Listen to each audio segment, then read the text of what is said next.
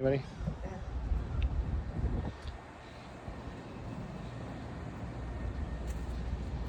So here's your wonderful bearings in your EBM motor that's making all this noise. Look at all that slop. At least they're easy to get to.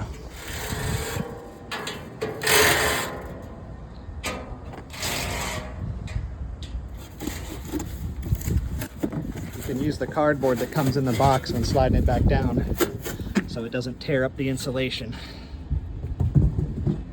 We're about back in. So after the new motor's in, recommissioned it, of course. Take your test ports there, DC voltage, go to your book, 4.75 volts, about 1044 rip ohms. We're getting about 0.9 static pressure,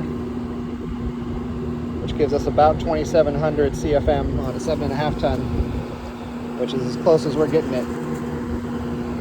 But it was set at like 5.25 with the old motor, which of course is different.